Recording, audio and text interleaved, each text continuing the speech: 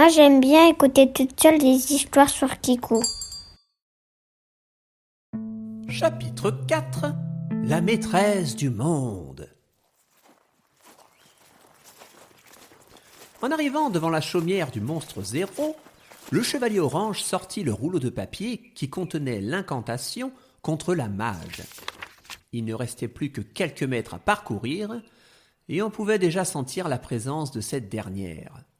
La forêt semblait abîmée à certains endroits, brûlée à d'autres, et la cheminée de la hutte de l'abominable mégère crachait une fumée noire comme le désespoir.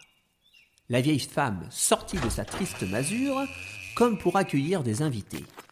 Elle était toute ridée et voûtée. Un chapeau pointu et une robe déchirée lui servaient d'uniques vêtements. Elle tenait à la main un bâton magique aussi noueux que ses doigts crochus. « Tiens, mais qui voilà? Des aventuriers? Vous venez assister à ma triomphale victoire? » « Nous sommes ici pour t'arrêter, vilaine créature. Tu ne deviendras jamais la maîtresse du monde. » Oh, je crois bien que si. À peine avait-elle prononcé ces mots qu'elle commença à lire à voix haute quelques lignes d'un épais grimoire posé à même le sol. C'était sûrement une de ces maudites formules. Ni une ni deux, Massime empoigna une branche d'arbre, s'y hissa d'un bond gracieux et arma son arc à une vitesse foudroyante pour décocher une flèche en direction de la mage. Hélas, la pointe s'écrasa dans le vide avant d'avoir pu atteindre sa cible. Surpris, n'est-ce pas? J'ai déjà récité la formule d'invincibilité. Vous ne pouvez plus rien contre moi. Plus rien? C'est ce qu'on va voir. Et le chevalier orange empoigna le papier et récita à toute allure les lignes qui y étaient inscrites. Le sort fonctionna et le monstre sentit son pouvoir se dissiper. C'était le moment de jouer le tout pour le tout. Vite, Massime, tirez sur tout ce qui vous semble dangereux.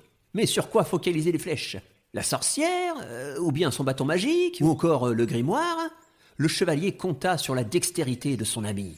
Alors le forestier se lança dans les airs. Il fit quelques tours sur lui-même, parce que quand même il fallait que son intervention ait de l'allure, puis il tira pas moins de 4 flèches, chacune atteignant son but.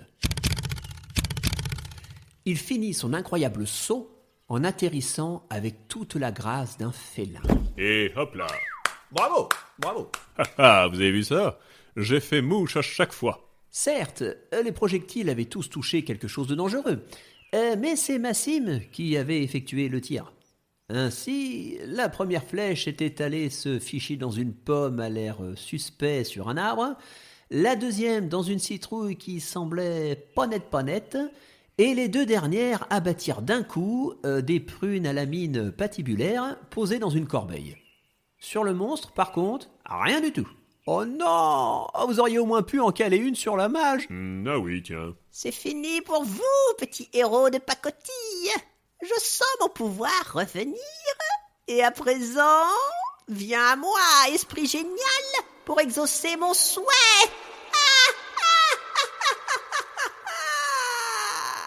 Tout était perdu. La formule prononcée, rien ne pouvait plus arrêter le monstre Zéro. Et soudain, dans l'écho du rire strident de la vieille mage et sous les yeux inquiets des deux aventuriers, apparut un monsieur banal, vêtu très sobrement, et qui se dirigea vers la magicienne pour s'adresser à elle.